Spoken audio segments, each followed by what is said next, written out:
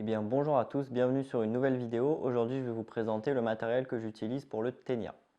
Donc, pour pêcher au ténia, j'utilise deux ensembles, un en casting et un en spinning. Donc, pour ce qui est du casting, j'utilise en moulinet un Dynastar 150L. La particularité de ce moulinet, c'est qu'il a une très bonne contenance, puisqu'à l'intérieur, j'ai plus de 300 mètres de tresse. Donc, c'est très important, surtout quand on veut pêcher dans des profondeurs assez importantes. Et aussi une particularité que ce moulinet possède, c'est une petite gâchette ici qui sert en fait tout simplement à, à l'aide d'une simple pression sans avoir à mouliner. La gâchette va revenir en place et on va pouvoir libérer du fil comme ça pour le ténia, c'est très pratique. Donc la canne que j'utilise, c'est une Legalis Tie Rubber Game en 40-160 grammes. Elle fait 2,08 m, ce qui est plutôt pratique pour pêcher en bateau, en kayak ou même en flotte tube si on veut essayer. Donc la particularité de cette canne, c'est le petit sion comme ça qui nous aide vachement à voir les touches, parce que des fois on a du mal à les sentir s'il y a un peu de courant, des vagues, etc. Donc on a ce petit sion avec les couleurs sympas pour nous aider à repérer les touches. Et donc c'est une canne que je mets, on va dire, rudement à l'épreuve. Elle a tenu jusque-là sur des pagres de plus de presque 2 kg, sans problème. Donc c'est une canne que j'utilise justement avec ce Dynastar. Donc c'est vraiment un très bon ensemble pour pêcher comme ça au ténia quand on n'a pas envie d'avoir du matériel trop haut de gamme, qu'on ne va pas souvent pêcher au ténia comme moi par exemple. Donc c'est un super ensemble, notamment pour débuter. Donc pour ce qui est de la tresse, sur le Dynastar, donc j'ai 300 mètres comme je vous ai dit tout à l'heure. C'est de la J-Braid Grant en 8 brins. Celle-là, c'est de la 16 centième que j'ai mis dessus. Ça, c'est une bobine différente, je vous montre juste à quoi elle ressemble. Donc j'ai du 16 centième. Au cas où, j'ai aussi un autre moulinet, un Tatula, sur lequel j'ai de la tresse en 20 ou 22 centièmes pour être pêché un peu plus costaud si jamais je veux cibler des poissons un peu plus lourds. Si je sais en arrivant sur la zone que les poissons vont être costauds, qu'il y a du denti ou du mérou par exemple, je vais pouvoir passer sur un autre moulinet avec de la tresse un peu plus costaud. Pour ce qui est du bas de ligne, j'utilise donc celui-ci, le Tournament FC Leader. Là, en l'occurrence, c'est du 23 centièmes. Ça peut m'arriver de monter jusqu'à 30-35 centièmes suivant les conditions. Ça dépend vraiment de la taille des poissons qu'on va rechercher. Et donc, je mets en général entre 7 et 10 mètres de bas de ligne quand les eaux sont claires, notamment en Méditerranée. C'est très important d'avoir un long bas de ligne. Donc pour ce qui est du spinning, j'ai une canne qui pour l'instant est en prototype, donc je ne vais pas vous la montrer. Mais pour ce qui est du moulinet, ce que j'utilise, c'est un Lexa E LT en 3000 qui est en bâti en aluminium, donc c'est beaucoup plus solide. Donc c'est pour ça que je l'utilise pour pêcher en mer comme ça, des pêches qui ont tendance à abîmer le matériel, où on va beaucoup s'en servir.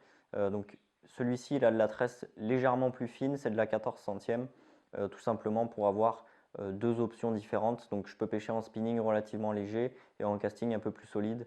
L'avantage du casting, c'est aussi notamment le confort.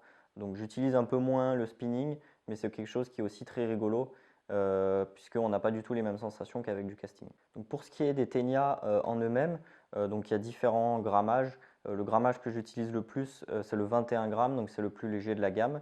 Là, en l'occurrence, sur ce ténia, j'ai un peu modifié l'assist, tout simplement parce que suivant les poissons qu'on va pêcher, on n'a pas forcément besoin d'avoir des assists très solides. Ce qu'on veut surtout, c'est qu'ils soient relativement longs, par exemple, notamment pour les tanudes. Là, j'ai rallongé mon assist pour pouvoir le mettre dans la tête de la crevette quand les crevettes sont assez grosses.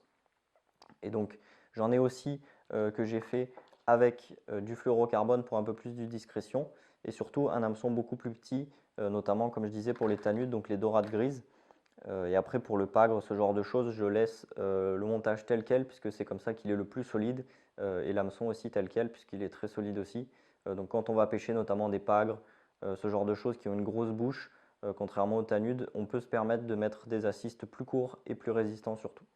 Donc il y a différents coloris comme vous pouvez voir ici.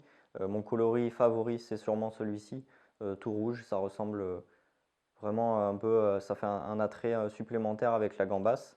Il y a aussi celui-ci qui est phosphorescent sur le bas, donc rose et une sorte de blanc pâle qui fonctionne très bien aussi. Un coloris comme ceci, un peu plus naturel, vert et avec un petit peu de jaune irisé en dessous.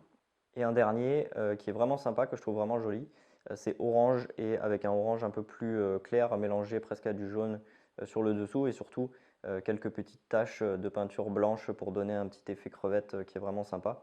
Donc celui-ci, il est équipé d'un assist aussi très long. mais surtout qui est doublé en fluorocarbone, donc du fluorocarbone vrillé, pour avoir le double de résistance malgré que ce soit forcément moins discret. Donc, très important quand vous pêchez au ténia, la crevette, comme elle est placée sur la forme de l'hameçon, elle a tendance à faire vriller le montage, ce qui n'est pas forcément très bon, surtout quand vous pêchez à des profondeurs de plus de 20, 30, voire 40, 50 mètres. On peut même descendre jusqu'à 80, 90 mètres, voire même plus de 100 mètres si on veut pêcher, notamment avec ces modèles-là, donc qui sont beaucoup plus lourds. Très important, c'est d'avoir un rolling au-dessus du ténia pour ne pas vriller la ligne à la remontée ou à la descente. Donc les Daiwa sont fournis avec. En fonction du poisson que vous allez pêcher, vous pouvez soit le conserver si vous allez pêcher notamment de la tanune, du pagre, ce genre de choses. Et si après vous pêchez avec des gros ténias en cherchant des gros poissons, notamment des dentilles, des mérous, ce genre de choses, n'hésitez pas à en mettre un plus solide. Après, ils sont bien assez solides pour tenir sur un dentier, mais je vous recommande quand même de passer sur la taille au-dessus, vraiment pour apporter un peu de solidité, même si on perd en discrétion. C'est quand même mieux d'être sûr de son montage. Donc voilà pour mon matériel ténia, j'espère que ça vous a plu et je vous dis à bientôt pour de nouvelles vidéos.